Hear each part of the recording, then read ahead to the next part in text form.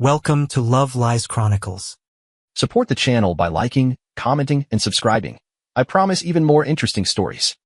I still remember the way she stood, like she was bracing for applause instead of consequences. We were in her parents' living room. I'd been invited under the pretense of having a mature discussion about our recent distance. I should have known better. Whenever her family got involved, it felt more like a courtroom than a conversation. Her father liked to pretend he was fair and wise. Her mother didn't even pretend, just judged. And her sister? She had always worn that smug, dismissive expression around me, like I was the family's charity project. So I sat there, surrounded by people who shared her blood, and waited. She didn't hesitate. I cheated, she said, arms crossed, eyes fixed on the wall behind me. And I'm not sorry. I needed someone stronger. That was it. No tears. No shame. Not even a pause. Her words hit like cold water to the face, sharp, sudden, and strangely sobering. For a second, I thought maybe I'd imagined it. Maybe she was quoting a book or movie, something she'd seen on Netflix that morning. But no, she meant it. Her face told me everything. That slight tilt of her chin, the defensive posture, the way she blinked just a little too fast, she was expecting a reaction. I didn't give her one. I just looked at her. Looked at the woman I'd loved, shared a life with, defended countless times against her own toxic family. The woman who used to cry when I brought her tea after long days, who used to cling to me at night like I was the only stable thing in her world. Now she wanted to tell me I wasn't strong enough. But what really got me wasn't her confession, it was what came next. Her mother exhaled sharply, like the truth had finally escaped. Well, she said, folding her arms like a villain straight out of a soap opera, can you really blame her? That's when the absurdity started to sink in. I turned my head, slowly, toward her mom. Waiting. She didn't flinch. I mean, you've always been mild, she continued. You let her take the lead on everything. Some women need a man who... Who what? I asked calmly. Who knows how to take charge, her sister interjected. Someone who doesn't always play it safe. God, even your voice is soft. The room went quiet for a second. Her father gave a half shrug, as if the balance of the universe had tilted in her favor and he didn't want to get in the way. I'm just saying, he offered. Maybe she was looking for more than comfort. Comfort. The word echoed in my mind. That was what I'd been to them. Comfort. Not passion. Not power. Not status. Just dependable, quiet, steady comfort. And apparently that made me disposable. I didn't lash out. I didn't yell. I didn't even blink. I sat there, letting their words wash over me like warm rain on concrete, ineffective. They were hoping I'd lose control, that I'd snap, give them something to point at and say, see, he's the problem. Instead, I did what I always do. I listened. And as I listened, the most surreal part of the whole experience wasn't the betrayal itself. It was realizing how unoriginal it all was. She hadn't just betrayed me. She'd rehearsed it with them. She had delivered that line. I needed someone stronger, like a punchline they'd all been practicing behind my back. This wasn't a confession. It was a performance. The real kicker came when her sister leaned forward and, with a smirk, said, honestly, we all saw this coming. You never really matched her energy. I wanted to laugh. Not out of madness, but out of disbelief. Energy? As if marriage was a rave and I'd brought a book. The only person who hadn't spoken yet was her younger cousin, Jamie, who sat awkwardly on the arm of the couch, sipping from a can of ginger ale and pretending to text. I caught him glance at me. There was something in his eyes, hesitation. Pity, maybe. Or guilt. But he didn't say a word. And that silence told me more than anything they had. Because even in a room full of voices, the truth always shows itself in who doesn't speak. My wife, or maybe I should say my ex-wife in the making, stood across from me, waiting. She had that look like she was prepared for war but was annoyed she didn't get to fire the first shot. You have nothing to say? She asked, almost impatient. I smiled. Just a small one. Enough to show her I wasn't playing along. Not anymore. I stood up slowly, brushing off my jeans like the room had left dust on me. I think you said everything. And I meant it. But she had no idea what was coming next. Because when someone tells you you're not strong enough, what they really mean is they hope you're not. Too bad for her. I was about to show them all just how wrong they were. I drove home in silence. Not because I had nothing to say, but because I was finally starting to understand everything. It's strange what a single sentence can do. I needed someone stronger. That line didn't just crack our marriage, it reframed it. Suddenly, moments that never made sense before fell into place like they'd been waiting for context. The smug look on her face when I offered to handle her car repairs last month. The way her phone was always flip screen down when she left the room. The mysterious extra hours at her new consulting gig, which, according to her, paid less but felt more fulfilling. The dots were everywhere. I just hadn't been connecting them. Or maybe I had. Maybe I just didn't want to admit the picture they made. But now I saw it. All of it. And I wasn't sad. I wasn't furious, either. I was something worse for her. I was done. By the time I pulled into the driveway, my mind was already moving.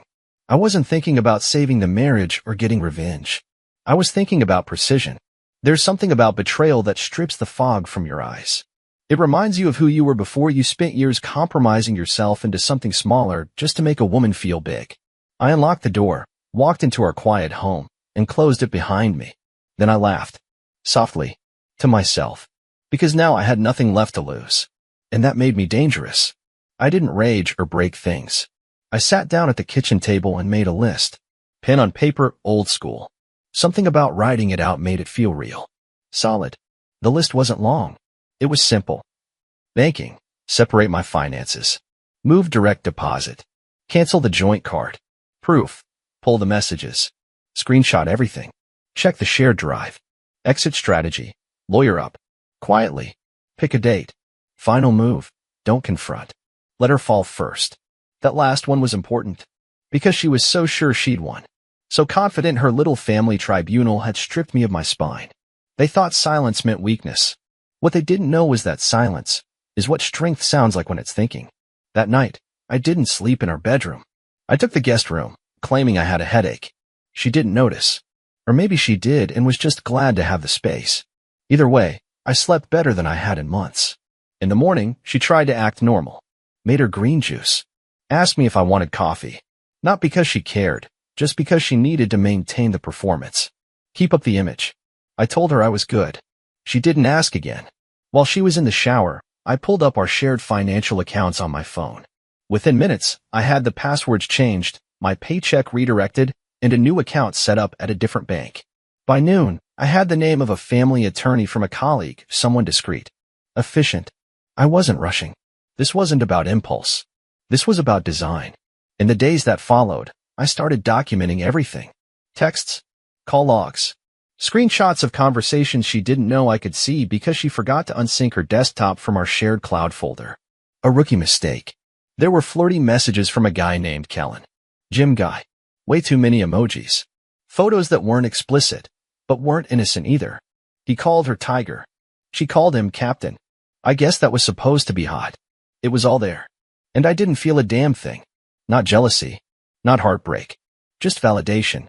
Every time she smiled at me during dinner, every time she kissed my cheek like it meant something, it only made what I was doing feel more justified. She was performing. So was I. But the difference? I was the one who knew it was all fake now.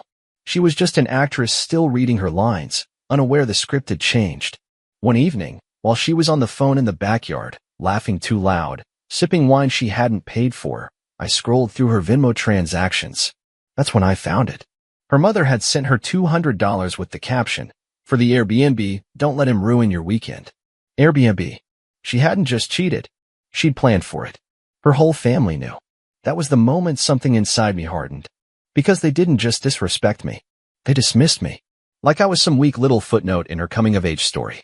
The starter husband she'd outgrown. That's when I decided I wasn't just going to leave. I was going to remove myself so cleanly, so completely, that the vacuum I left behind would suffocate them. All of them. Especially her. And best of all, I wasn't going to raise my voice once. I'd already started walking away. They just didn't know it yet. There's a strange kind of power in being underestimated. For the first time in years, I felt it. She was busy texting, posting pictures, laughing at reels in bed while I sat on the edge, pretending to scroll through emails. She thought I was still stuck, still the quiet, dependable guy who wouldn't leave even if she lit the house on fire. She had no idea. The day after I confirmed the Airbnb messages, I visited the lawyer. A small office. No windows in the waiting room, just the soft hum of a coffee machine and a lamp that buzzed when it flickered. The receptionist smiled like she'd seen 100 of me, calm on the outside, shattered underneath. "I want a clean break," I told him, I don't want revenge. I want silence, efficiency, power. He raised an eyebrow. You have evidence? I pulled out a flash drive, dropped it on the table. She cheated, I said, with help. And then, just because it felt right, I added, and I'm going to make sure she's still smiling when I leave, so she never sees it coming. He grinned like he understood. The next week was all choreography. I started small. I pulled out of the mortgage auto-pay. Just a click. She didn't notice. I stopped filling her gas tank. Didn't say a word. I let her car hit E. Let her feel that tiny drop of inconvenience. When she asked, did you forget to fill up? I just smiled. Thought you had it. She blinked, confused, but let it go. It wasn't about punishing her. It was about reminding myself I didn't owe her anything anymore. Each day, I took something back. My favorite tools from the garage, boxed up and moved to a rented unit across town. My passport, safe deposit box. Joint credit card, canceled. She never noticed, too busy living in her fantasy world, talking about launching a wellness brand with her friends, none of whom had jobs or actual business plans. And yet, every time she laughed with them on speakerphone, calling me predictable, I stayed silent. Because the thing about predictable people, they're often the ones who've already left. You just haven't seen the space they vacated yet. One night, I cooked dinner. Not takeout. Real food. She was surprised. I made her favorite, lemon chicken, garlic green beans, and roasted potatoes. Wow, she said, pouring wine. You're trying. I laughed quietly. I am. She thought it was a peace offering. Maybe even an apology. But the only apology I was making was to myself for waiting this long to act. After dinner, she reached across the table and touched my hand. Something rehearsed. Controlled. You've been really mature lately, she said. I appreciate that. I almost lost it right there.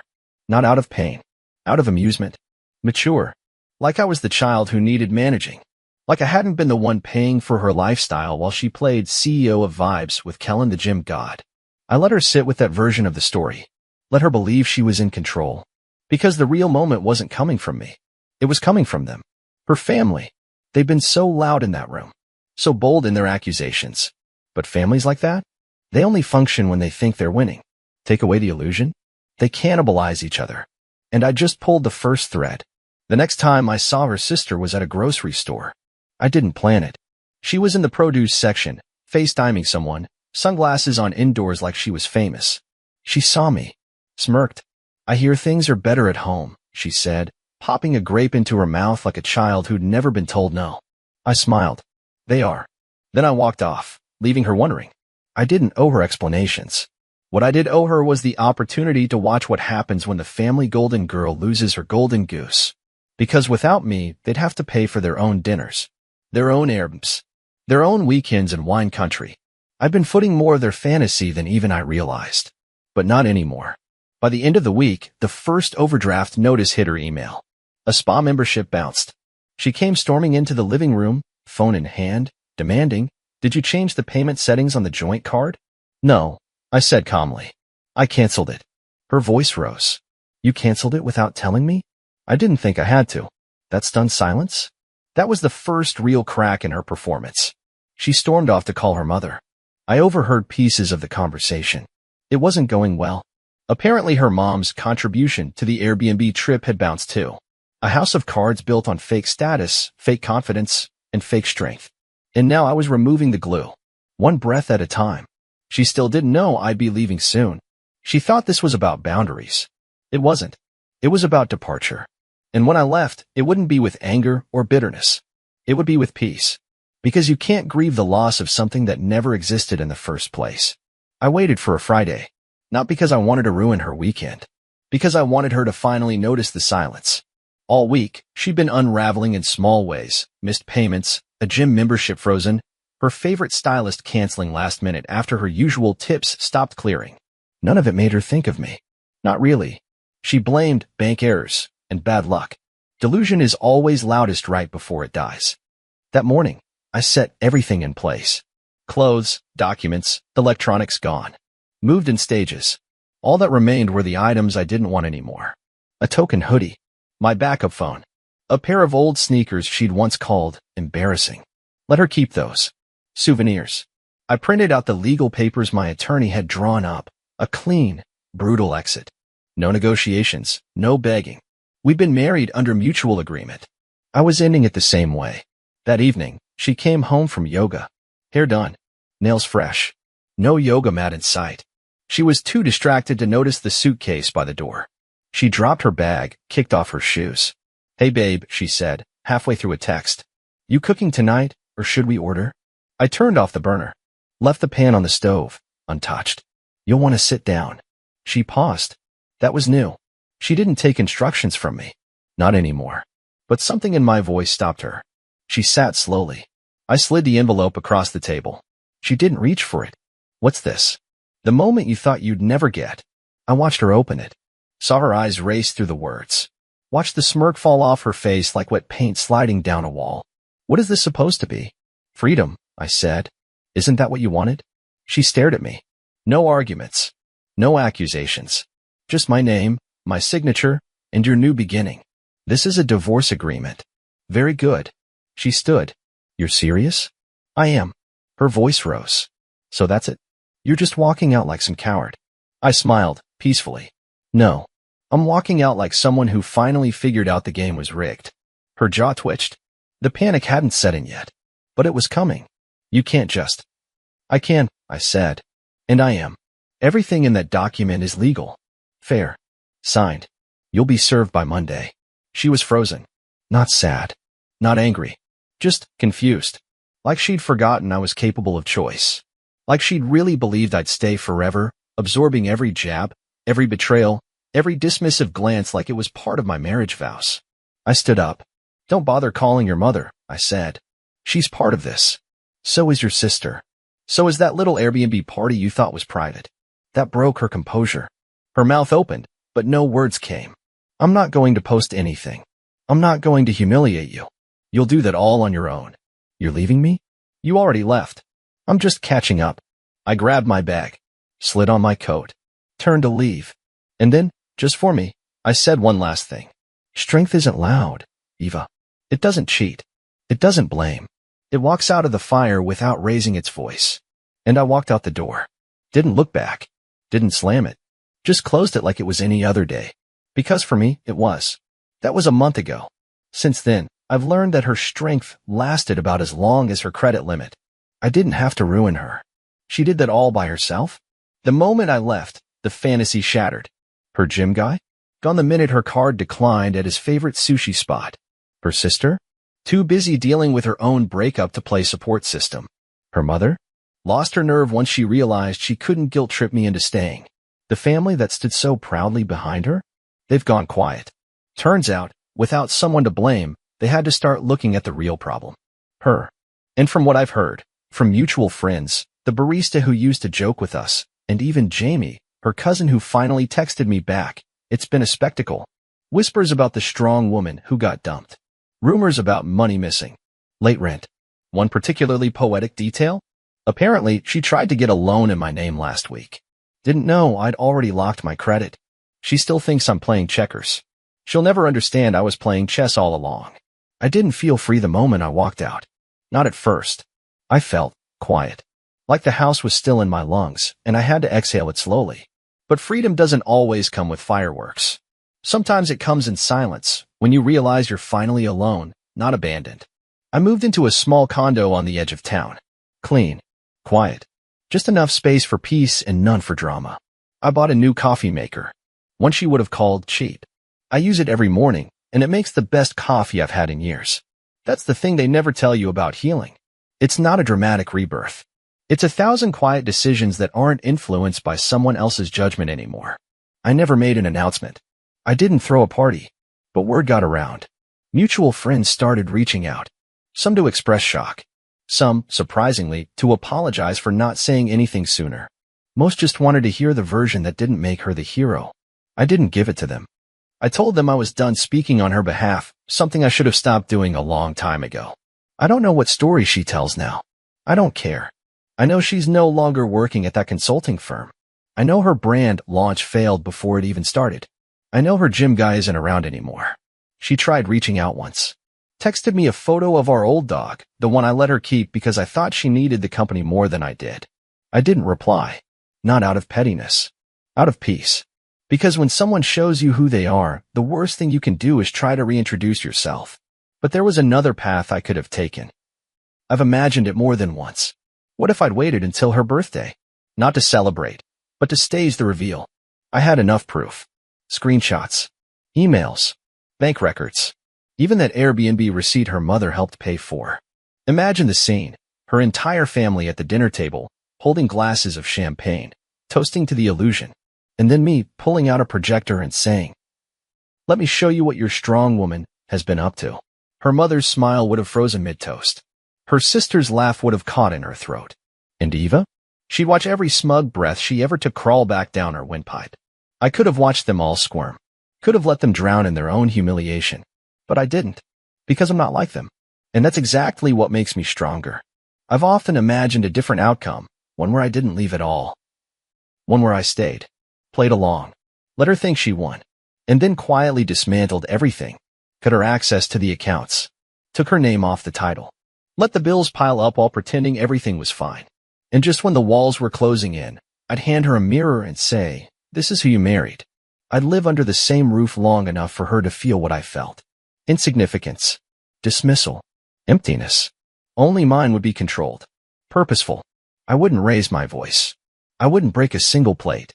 I'd just exist as a silent reminder of everything she lost but was too arrogant to notice. But that's the thing. That version of me? He's still angry. And I'm not. I'm not angry anymore. Because walking away didn't make me weak. It made me weightless. Final word? They say strength isn't standing your ground. I disagree. Real strength is knowing when the ground beneath you isn't worth standing on anymore. And having the courage to walk off it, without waiting for applause. I didn't slam the door. I didn't scream. I just left. And that's the part they'll never recover from. Because you can rebuild after rage. But you can't rebuild after indifference. Dear listeners, please share your thoughts in the comments, and do not forget to like, share, and subscribe to the channel.